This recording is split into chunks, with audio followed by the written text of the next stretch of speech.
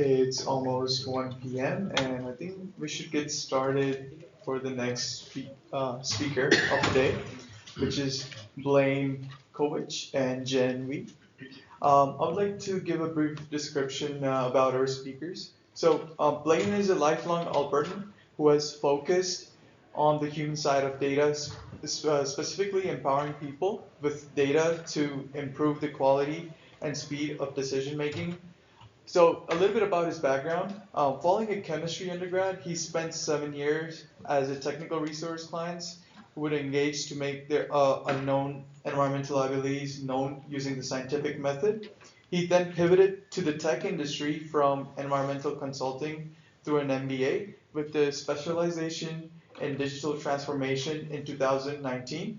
And since then, his roles within the data have spanned strategy consultant at Omnia AI, data analyst at WestJet, and a client executive. And now we have the second speaker of the day. Jen Wee who's a senior machine learning engineer with Veerum Inc. She has been leading the modeling development of Veerum AI, a 3D object detection dev toolkit with LiDAR point cloud data since April 2021. And she has received her dual degree in PhD in applied mathematics and master's in statistics from Michigan State University. When Jen is not daydreaming about developing her own deep neural network architectures, you can find her bouldering in your local gym, running along the Bow River, or practicing ballet. Let's give it up for these guys.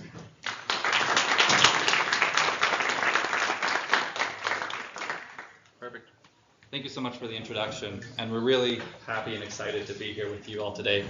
We're going to shine a light on an area of focus that Veerum's been working on, and I think it's something really to behold and to appreciate with this, Veerum small company founded in Calgary. So what are we going to do today, and what do I want you to take away from this? Is first say welcome and thank you. But then we're going to jump, and my primary role today and in my job is to make sure that, why does anyone care about 3D object detection at industrial sites? We're going to dive into some of the aspects I'm going to talk about things that, like sites that, many of us are probably familiar with because of our, the industries of Alberta, but then also expand that to a sort of global scale. And so to do that, we're then going to talk about Veerum's technologies and data, right? Everything that's underlying it. And I think when I'm in a room such as this, should be touched on. And then following that, I will then hand it off to Jen, who will go very into that sort of introduction in terms of what does 3D object detection look like in, say, what we're probably more familiar with, as well as Veerum's, and then talk about the ML ops lessons and processes that we're going into. So without further ado, let's address the elephant in the room.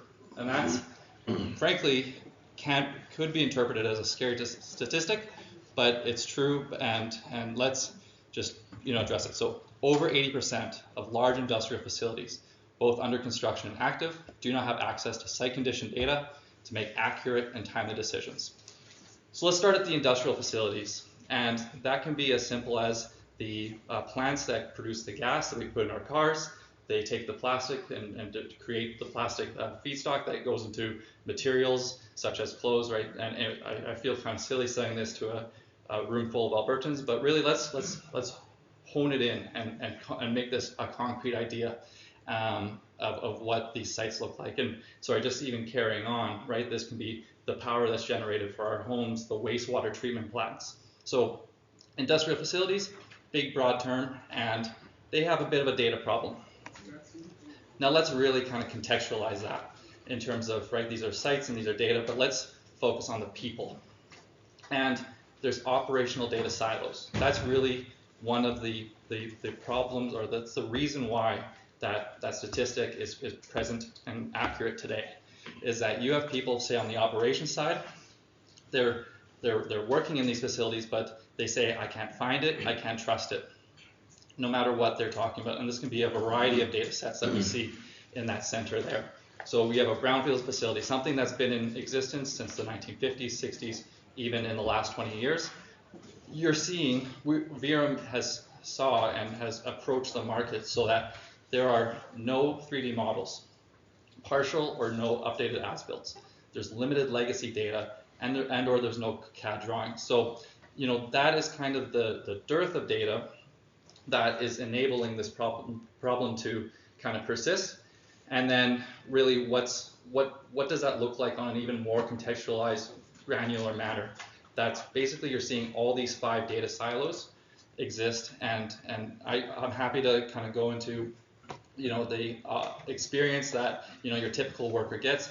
If you may be in this room, I hope right, that either maybe in an industrial setting or any technology enterprise, data silos are pervasive across all. So in an industrial site, what do we see? We see enterprise asset management. Think of your financial data, warranty information, work orders. There's documents such as safe work procedures, and like these are big broad topics. I'm just trying to touch on a few. Your real-time IoT, so temperature, pressure, that kind of stuff. 2D, 3D CAD, taking those engineering designs and kind of retaining them. And then lastly, P&IDs is one of the most important ones that we'll touch on today, or kind of at least indicate is kind of an important data source. So so basically, as the technology productivity is really of being able to use these data sets is what's important. So now, let's start somewhere fun. Let's see what a digital twin in action looks like. And it's a quick 30-second video. And so basically you're seeing here a Google Street View of a site, and we can go from our Google Maps, Google Earth. So we're going from the reality capture to a photo, and now as we start zooming in, information is available at a click of a button, and you'll see that on the left-hand side very quickly. And so there's some of that operational data. The last photo piece was all around showing this at scale, because an industrial facility easily has over 10,000 sort of asset tags and pieces of equipment, and that's really the challenge with a data silo, right? Making that accessible at a click of a button is massive for eliminating those data silos. But as we all know, with massive amounts of information, it's hard to contextualize what that data is telling you. How do you take it and make a decision? How do you go forward? And that's really what happens when you can do this in 3D. Being able to virtually touch it, say in a VR headset if you have it, that enables us to kind of trust and use that data as we go forward. Now, that's at a small scale on a single piece of equipment. Now start again utilizing this in a 10,000 there's 10,000 pieces of equipment, and we're unlocking them. What happens when data is aggregated, searchable, and ultimately insightful. So, when you log into Veerum, what do you see? And you kind of saw it in that quick little video, but the core underpinning is that 3D data is foundational. And that's collected any number of ways, but the most common one we see is LiDAR. And LiDAR has gone to the point where it's in our phones. So this is very fast, cheap to do. But then on the left-hand side, you'll see these multiple data sources, which in this example is SAP. That's kind of that ERP data source that I talked about, alongside a work order, a whole nother data vertical that we have accessible at a click of a button. This is very, very valuable and fascinating sort of approach to operating these facilities. Now, how does this all happen in the background? And I think this is the most important piece what all of you want to take away from today. So we have these data sets. They kind of exist in isolation, and we are integrating them through a variety of common methods. And the key takeaway here is that kind of connection you'll see between those 4 layers. And as you start doing that, that's what unlocks the ability to do AI analysis, ML, that we're going to be talking on today. So this is the kind of incoming data that's coming into it. How is Veerum approaching it and being able to prepare it and serve it up in a way that's useful? And so really, as we start progressing to 3D object detection, the topic that I'm sure you all want to know about today, that is kind of the underpinning into it. And we do this in an AWS environment. This is Veerum's approach, but there's many ways to do it. So without further ado, I will hand it off to Jen here for us to get deep into this subject, because frankly, I am not the person to do it.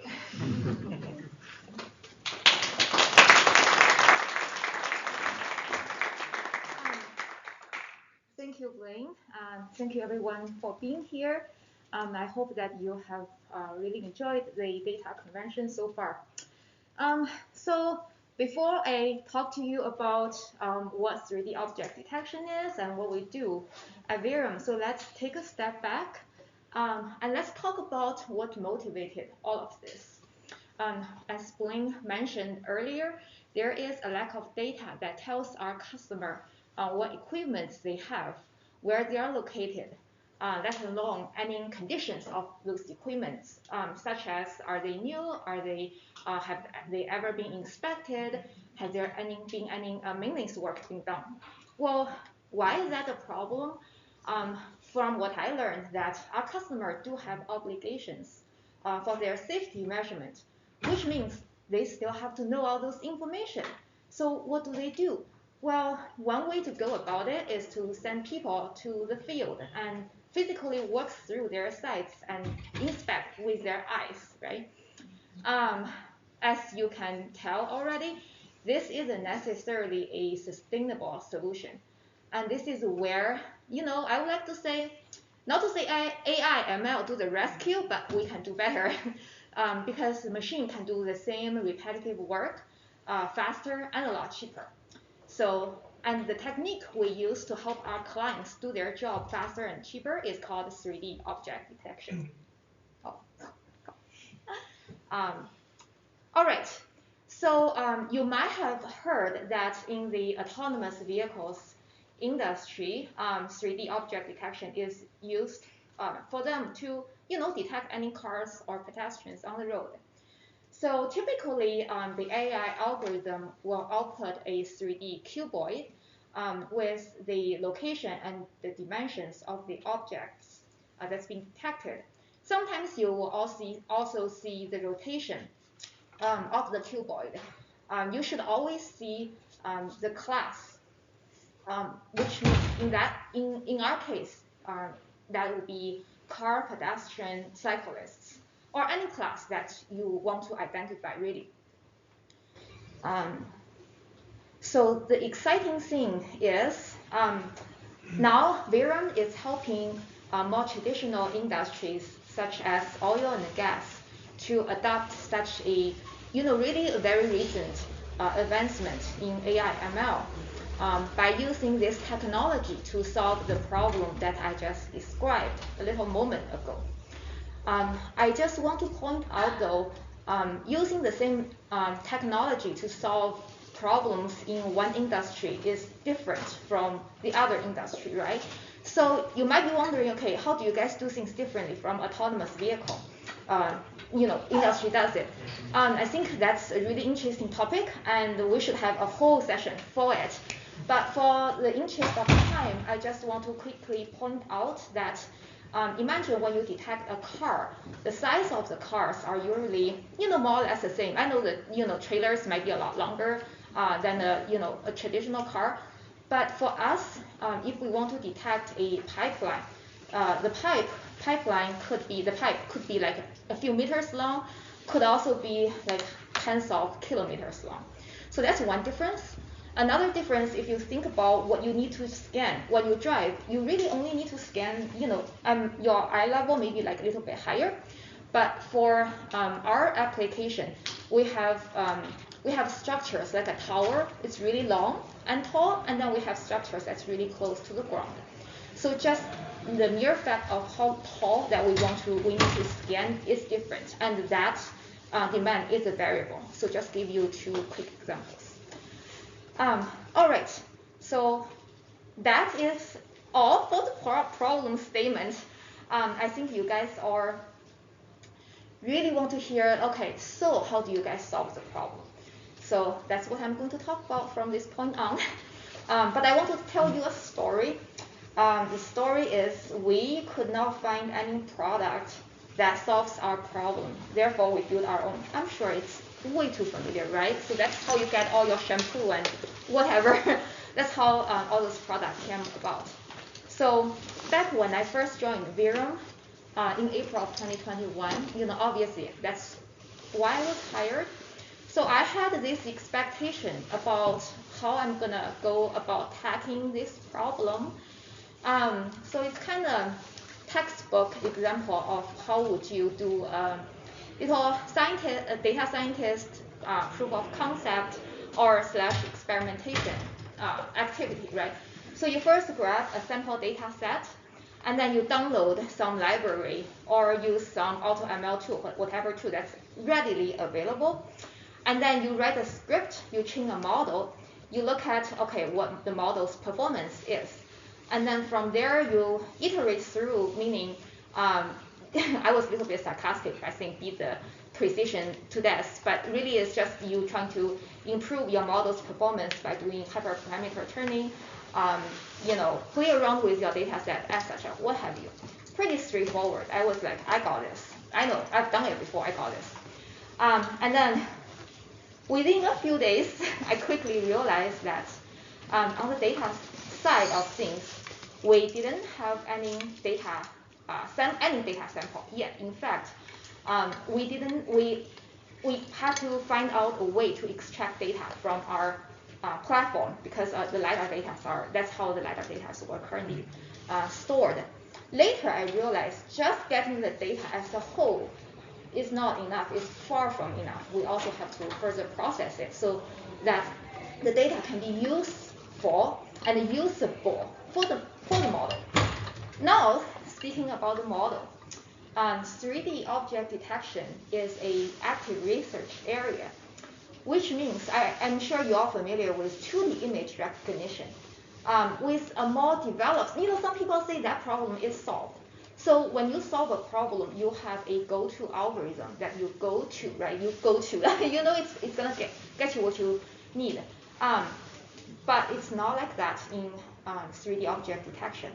So which then translates to, I have to go do my research and look at, okay, what are the state of art algorithms? They are different, they do different things.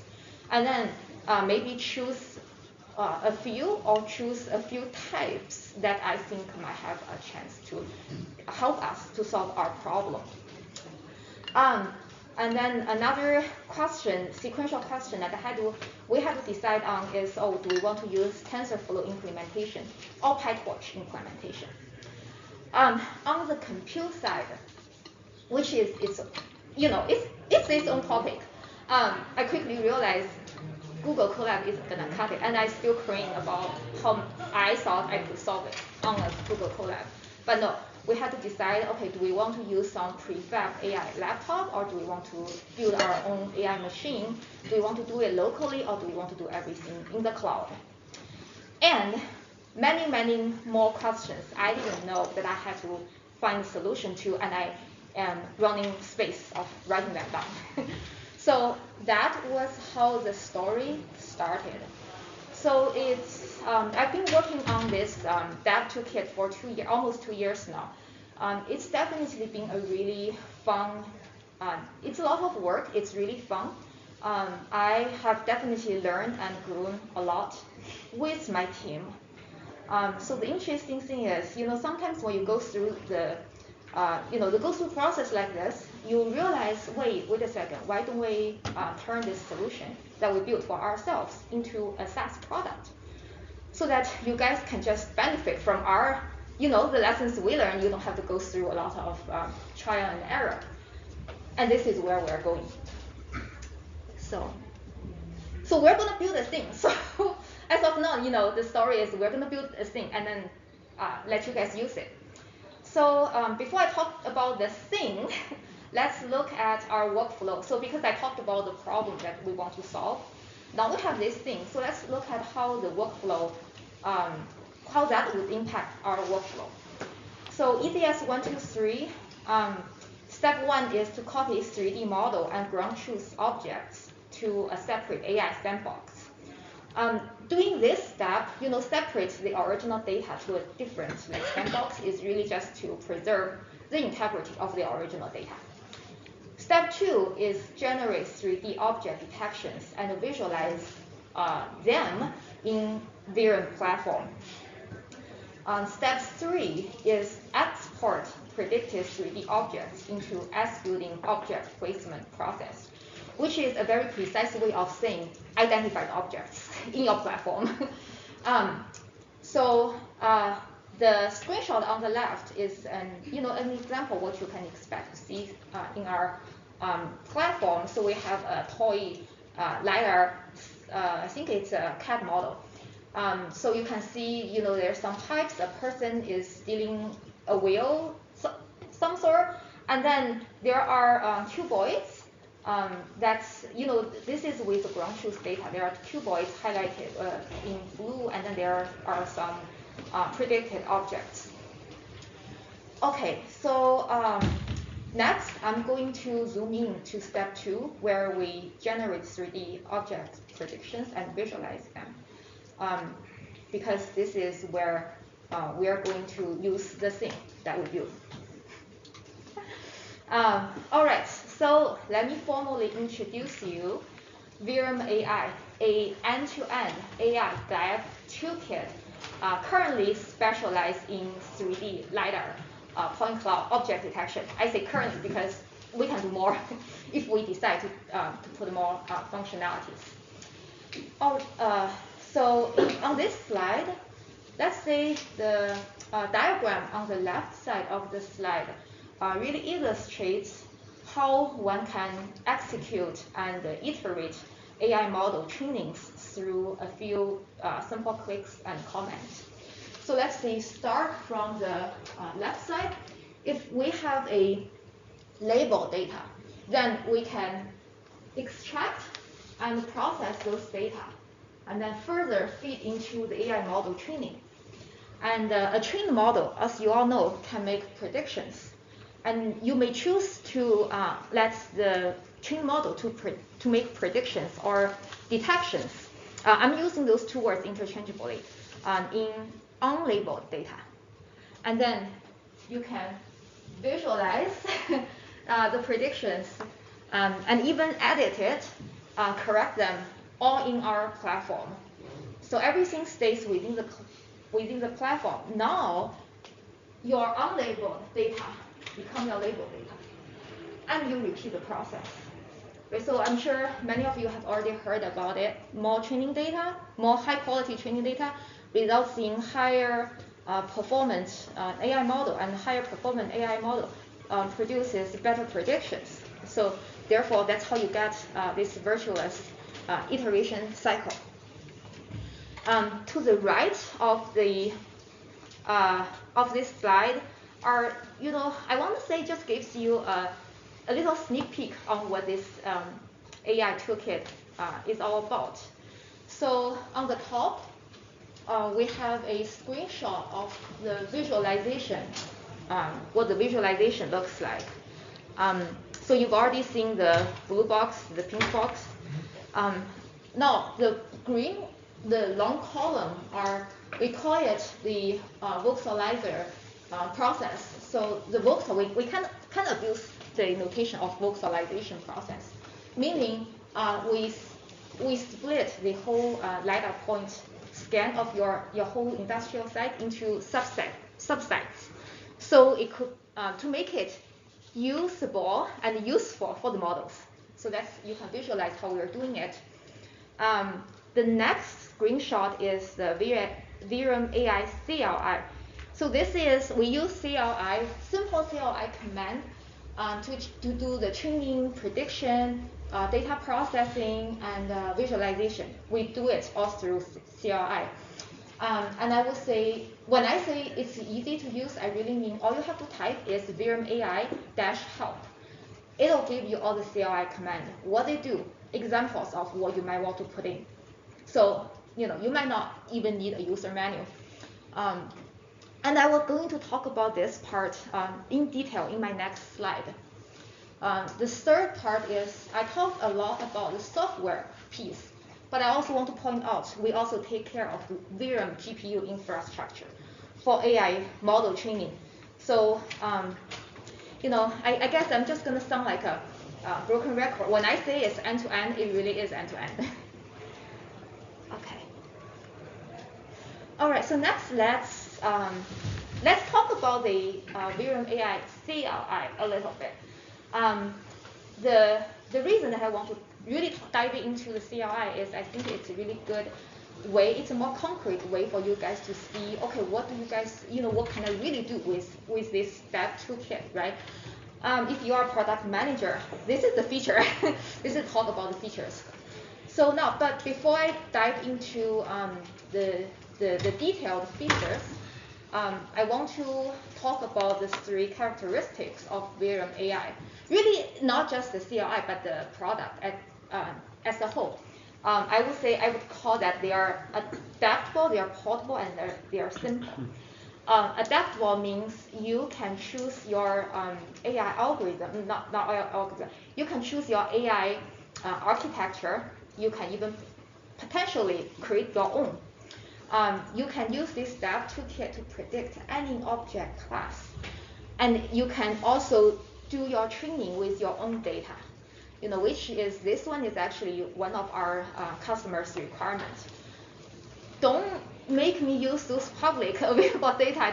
It's not how our site looks like. I want to be able to use my own data. Yes, you can do it with our dev toolkit. Portable.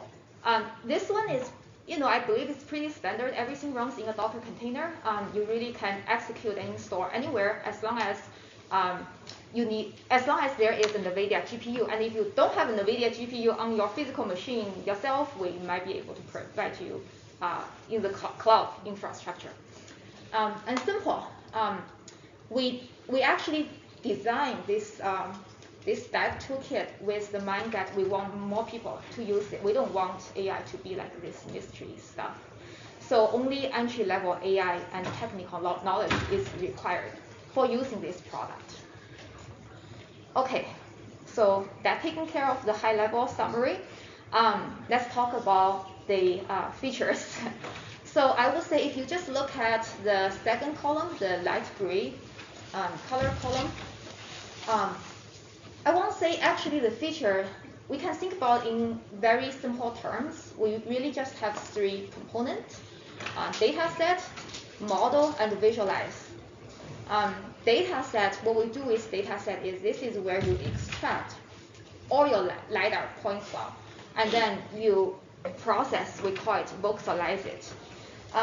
So I think the question is, I guess the challenge in doing this type of work is really like, one, how much data can you extract?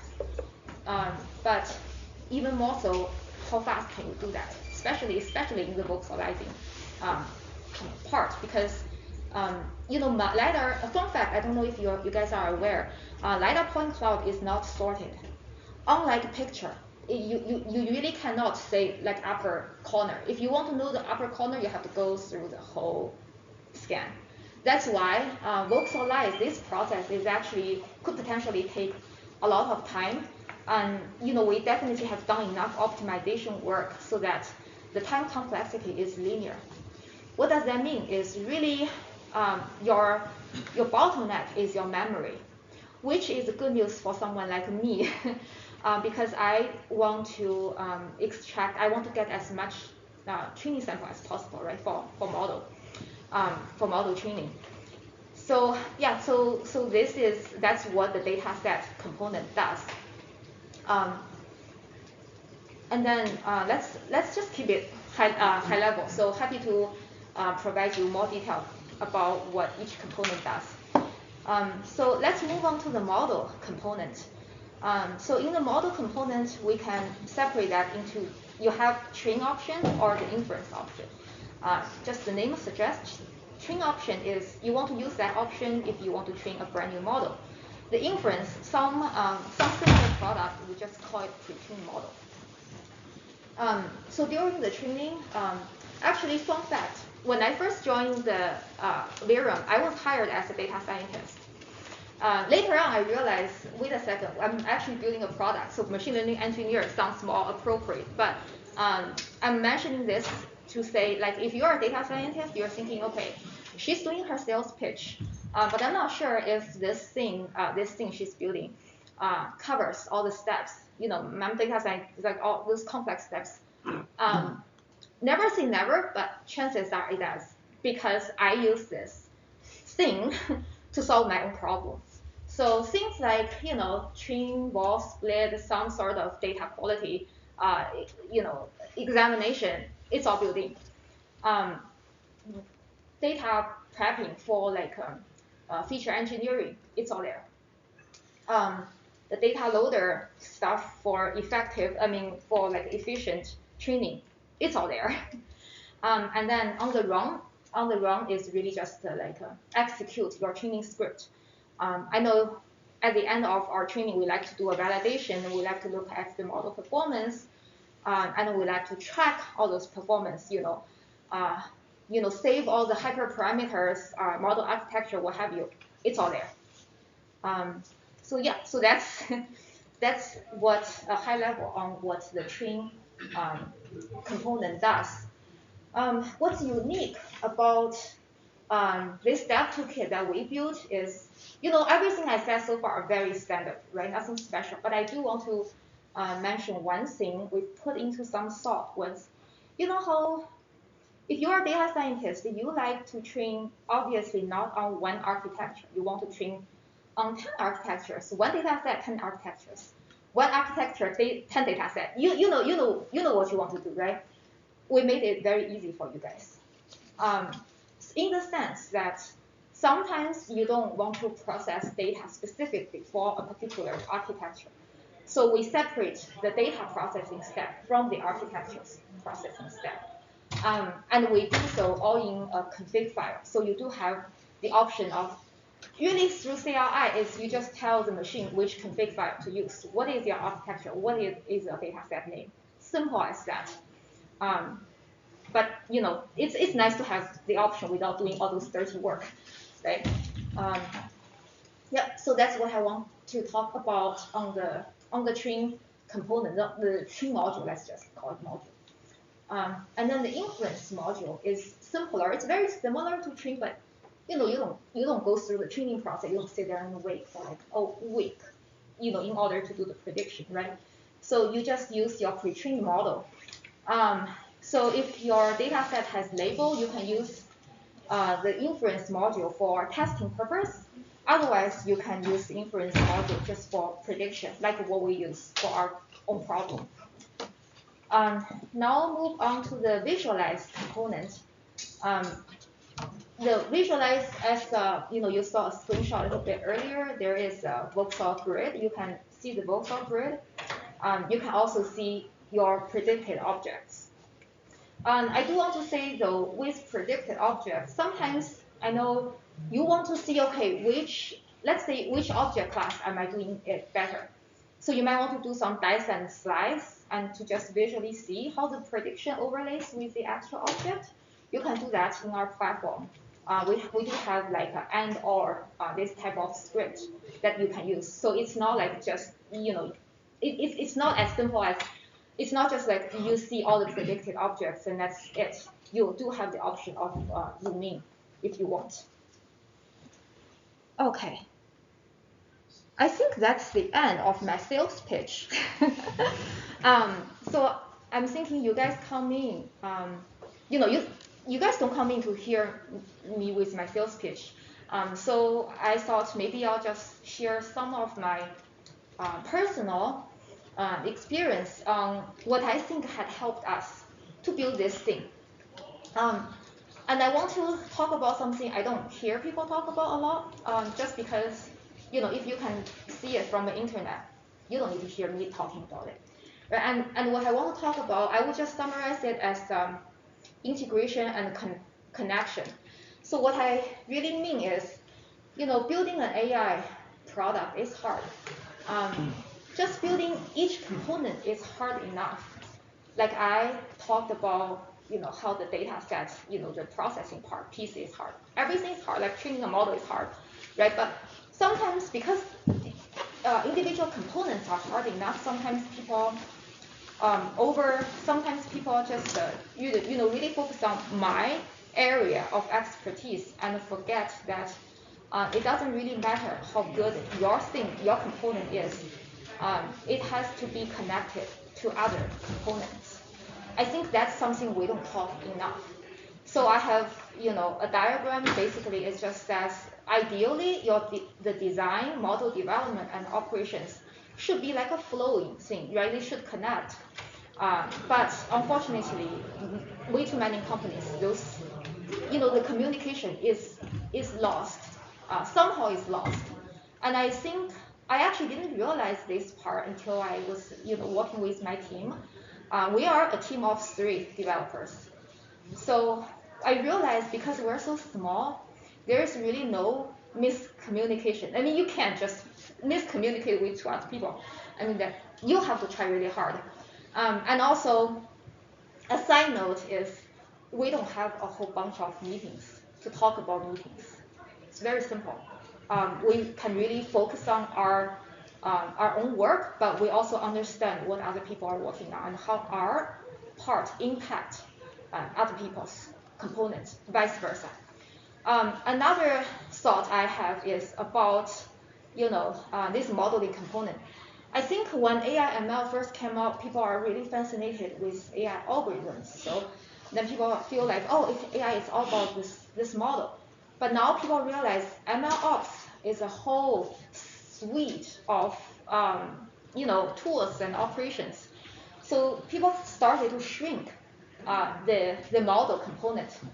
I think it's in some way it's correct, but it's also incorrect, in the sense that yes, you might have to write a whole bunch more code that has nothing to do with the model, but how you write the code, or another way to think about it is you can build, if you think about ML ops, all those other components as feature, what features do you want to build?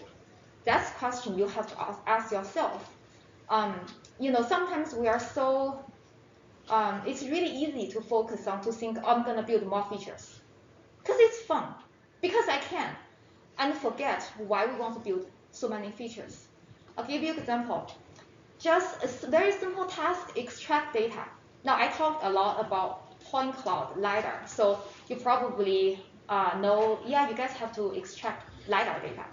But did you know that most people also have 2D image data? Because I believe it's still cheaper to get 2D image data. Now, do we need to extract those data? When we train models, do we need also to use 2D image? Intuitively, you'll be like, the more the merrier, right? But really think about it. So, okay, that's a question to ponder on. Another question is, when we process our whole site, we say, make it smaller pieces, right? Break it into pieces. Okay, I got it. By equal a number of points, or by equal file size, or by equal physical size. If so, what is the optimal size, physical size? The bigger the better, or the smaller the better? Oh, it depends. I feel like in life, every question is the answer to almost every question is it depends. But then, if I drill down into even one more layer, what about the origin? You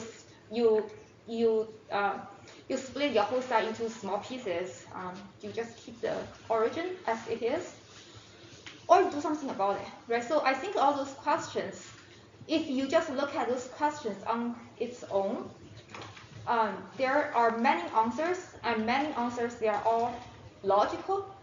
It's very hard to say which one is the right or optimal answer. But if you think about the whole point of you doing everything on the data set with the data is to serve model training, then it really helps you to drill down. So there's really only one optimal answer for each of the questions. Similarly, on the visualization side, I mean, I feel like customer always gets super excited like when they see the predicted cuboids. But then the question is that it? Just for excitement? Is there any like higher purpose, so to speak, higher purpose the visualization serves? The answer is probably yes. You want to examine how your training is doing and figure out how you can improve your model performance, right? So yeah, so with that in mind, it does help you to decide what feature do you want to build in the prediction module. So yeah, so that's my 2 cents on what I learned about what helped us to build this product. I mean, this is really the last slide for me. And I want to say that I know that I did a lot of sales pitch, but if there's only one thing that you guys can remember, I just want you to remember that we built this product to solve our own problem, and we put in a lot of work to make it work. So it works. Yeah, so with that, I'm gonna hand it back to Blaine. Yeah, perfect. Thank you, Jen. Yeah, so this has been just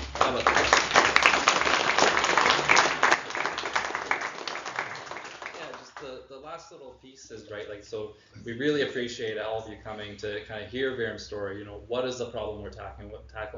What are some of the enablers that persisted that, and how Veerum is approaching it and looking to solve that problem. So with that said, yeah, just thank you again. My information is on the left, right-hand side. Feel free, happy to talk about it as well as Jen's. And yeah, let's open it up to questions and you know, see what people are thinking yourself. Would you mind going back to the slide where you have the four?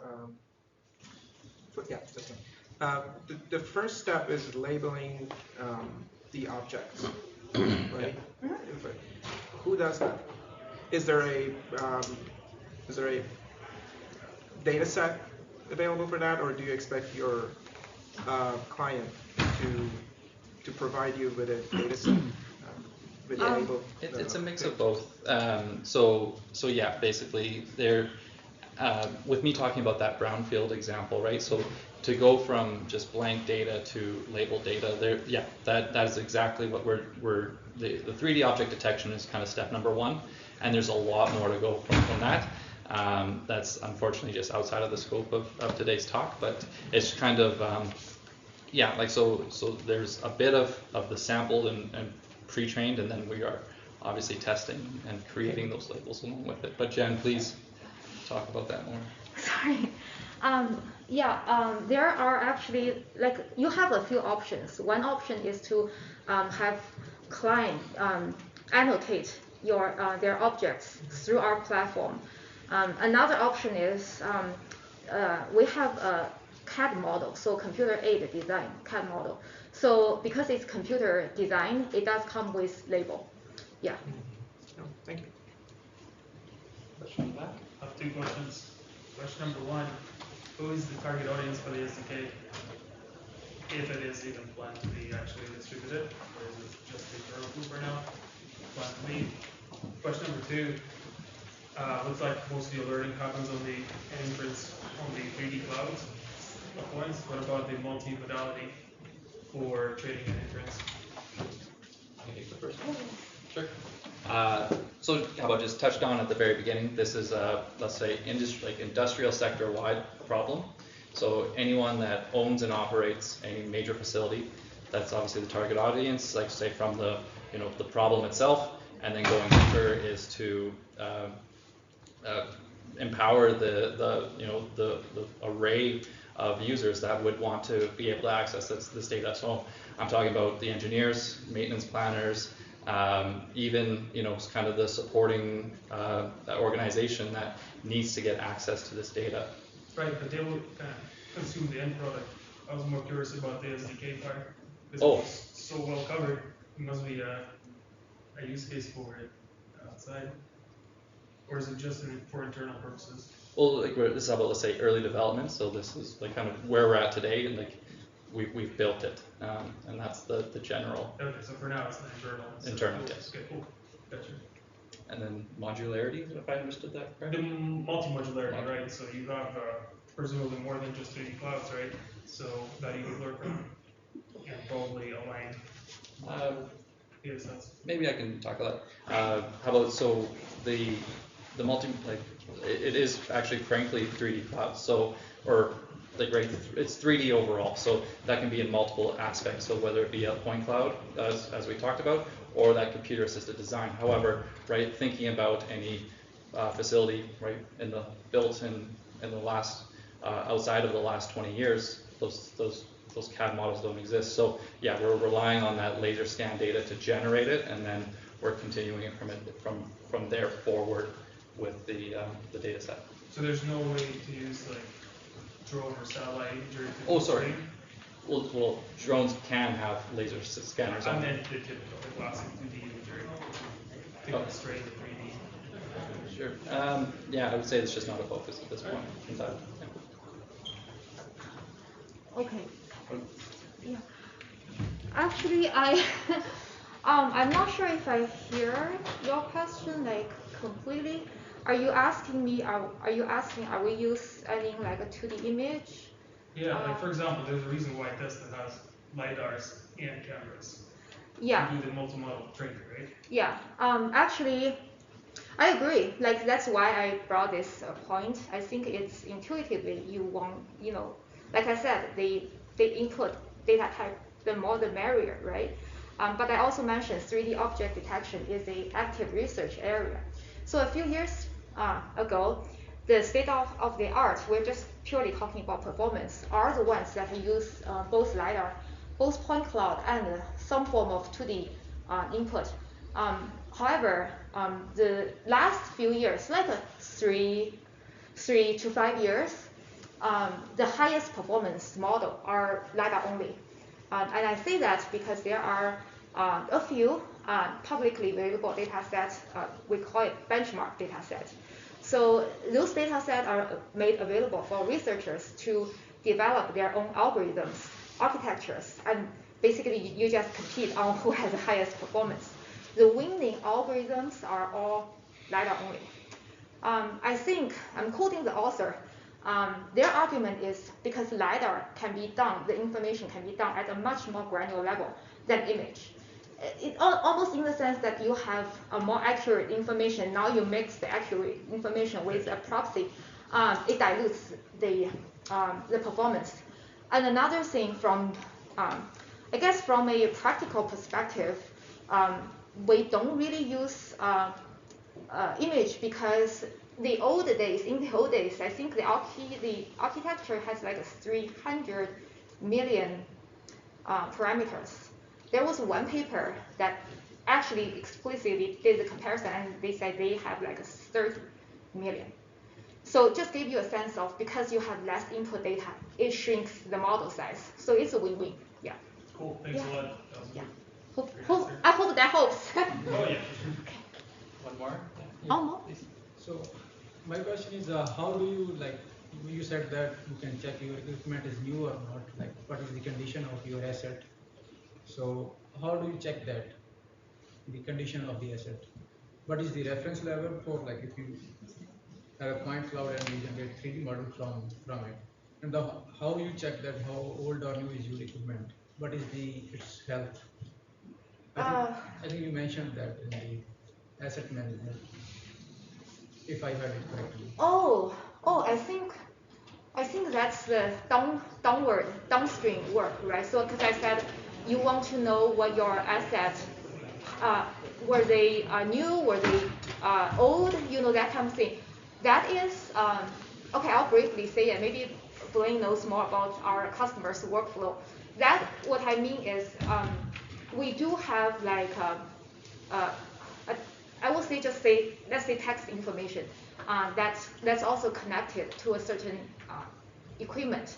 So if we can identify the equipment via equipment ID, then you can also pull out the corresponding metadata of that equipment. That's how you know the conditions.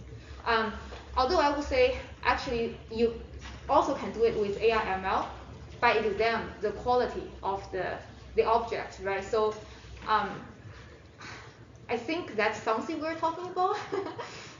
But I don't want to say too much about it because that is a very ambitious thing to do. Yeah. Thank you. Please. Okay, I'll add and then I'll add my question. I think that where you have a benefit there is in some of the older sites where sometimes the drawings have gone missing or things have made it in that are not actually there, you don't have as-built. You can use a point cloud and very quickly have something that the engineers in Calgary who may not be able to travel up to remote sites can go and reference against. That's the kind of what I was thinking from that. And then I guess my question for it is, what's your approach for companies like when they're looking at stuff like this is usually very sensitive about how far the data leaves the boundary of their control. So how do you manage that? Or is there an output piece to this that we can transport back into other 3D model tools and stuff as well? Yeah. Yeah. Sure. Yeah. We at Veerum we take customer data security very seriously, of course. So we do everything in AWS. I mean in the cloud. So we use AWS, which means the data is stored in the cloud. The GPU is from AWS. The code we developed. Yeah. Does that make sense? Yeah. Yeah. Yeah. And then like you can bring this back into other 3D modeling tools afterwards. Yep. Yep. Okay. Okay. Sorry, go ahead. I'm just kind of curious about maybe the broader stack of this and the services you guys offer. So would you go out and do the LiDAR survey as well? Or is this purely software for you guys? Yeah, so get this question all the time. But right, how about just quickly going to touch on a caveat or a tenet of Veerum's approach, and we're data agnostic. So that means that you use your survey teams, your drone capture companies, whoever you prefer. We play nice with them, and that's kind of so that's where the divide is between the generating the data and us taking it and working with it. So that's not fair. Yeah, definitely. I'll leave one more question here. Yeah, I just wanted to say nice work, and I was just curious as to kind of what the process is for like handling or like the corrective process for misidentified, mismapped, or kind of mislabeled entities. Like, is it just retraining the model, or is there a different approach to kind of the correcting kind of misidentified objects?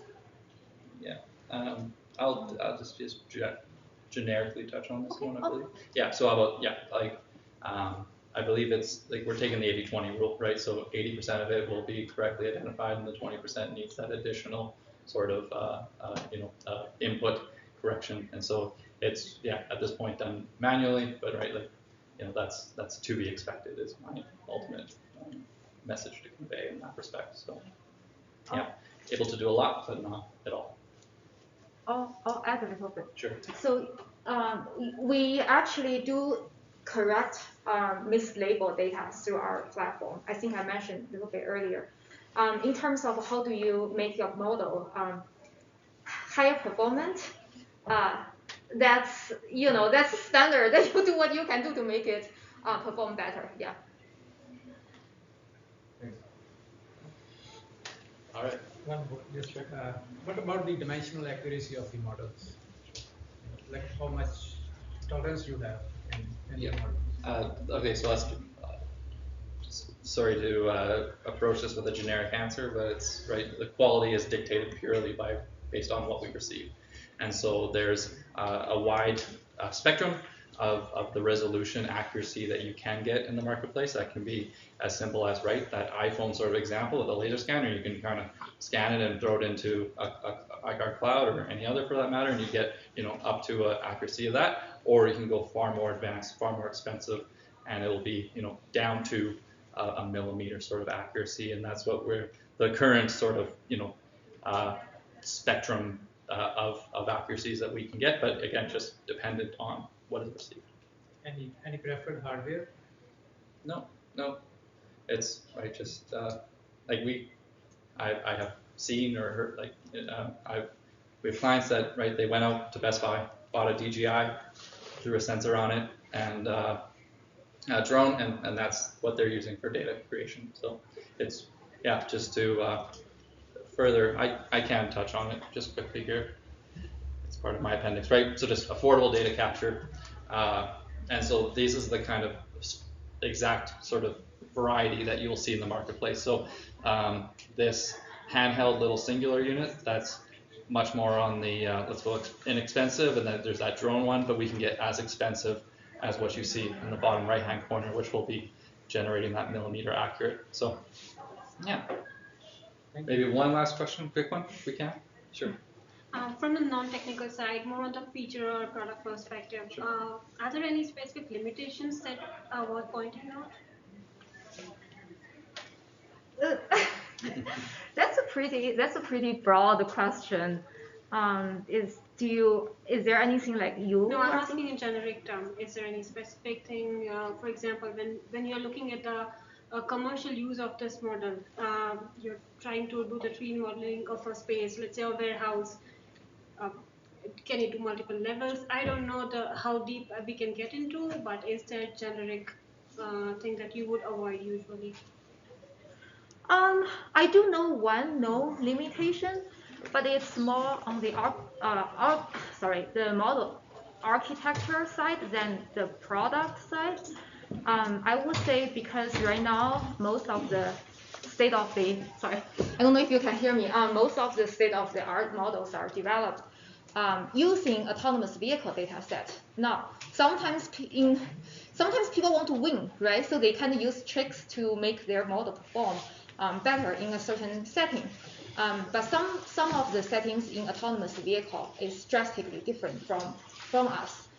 For instance, your cars are usually in one horizontal plane, but for industrial setting, our equipment are often, it can really stack up vertically or stack up horizontally. So that imposes some challenge limitations from an architecture level. I think I'm happy to talk to you afterwards, but that's one thing that I know as a limitation. Yeah, maybe too technical. Thank you. Yeah. I believe that's it. Thank you.